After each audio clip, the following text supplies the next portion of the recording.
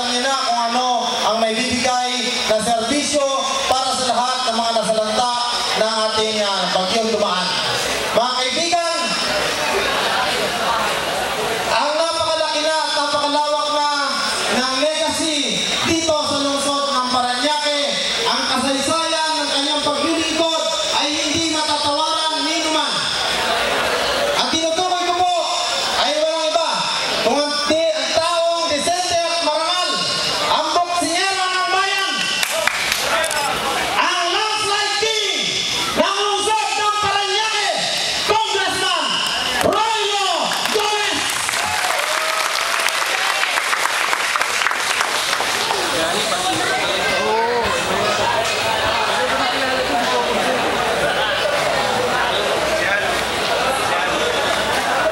Maraming salamat, Gani.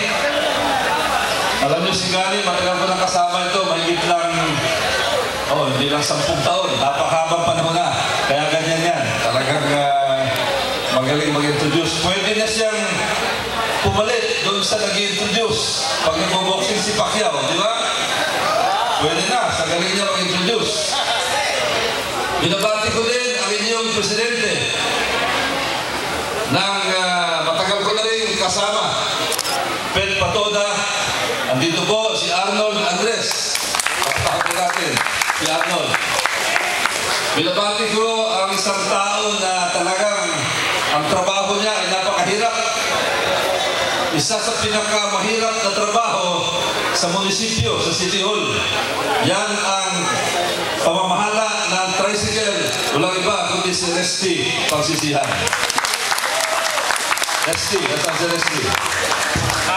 At siyempre, binabati ko din yung mga kasama ko sa servisyo na nandito. Konsihal Rico Goles, Kagawad Carlo Bernabe, Konsihal Bong Benson, Konsihal Bert Bonsol. Sabi ni Bert, pag umulan daw, naalala niya ako. Ang sagot ko ba, pag umaaraw, naalala ko siya. Iba pang mga, sino pa mga nandito? Si Benjo Bernabe, na ilang tulog na lang, magkakasama-sama na. Kasama si Larry Bonsol. Iba pang mga opisyal na nandito, at siyempre lahat kayo na mga miyembro ng Pet Patoda, District 1 at District 2. Yung mga District 1, no, ako'y congressman ng Lone District ng Parañaque. Mahaba din ang ating pinagsamahan. Siyempre yung District 2, matagal ko na rin kasama. Lalo na itong mga panahon na ito. Panay ang ulan, panay ang baha. Siguro nakikita niyo ako na naglalakad.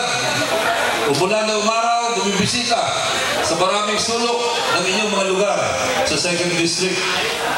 Katunayan, kanina lang, nag-iikot ako doon sa Riverside, tapos Kamatsili, Lower Santa Ana, para muling tingnan. Napuntahan ko na yan. Pangatlong beses na napuntahan mula nung umulan at bumagyo. Para tingnan yung kalagayan ng mga tao doon, sapagat isa ang lugar na yan na talagang napahamak ng gusto. Galing din ako ng El Dorado kanina. Sino ba mga taga El Dorado dito? Mga barangay Don Bosco. Medyo mahirap din yung kalagayan nila doon. Kaya, sa panahon na ito, kung meron po sa inyong mga lugar na hindi pa nararating, kasi nagsisimula na yung aming relief operation. Pasensya na sa laki ng problema, medyo matagal bago makaipon ako ng pondo para makapagsimula ng relief operation. Noong una, pag merong relief operation, 100, 200, 300 ang apektado. Pero ngayon, 1,000 dito sa 2nd District. Kaya overtime po yung aming Congressional District Office para sa pag-iimpake ng mga relief operation at nagsisimula na kahapon, kanina, at hinihingi ko ang tulong ninyo sa aking mga kababayan sa District 2. Kung sakali na pag natapos na ang aming relief operation na hindi pa rin marating inyong lugar o kaya meron iba na hindi makinabang dito sa relief operation ito, pakisabi nyo lang sa akin.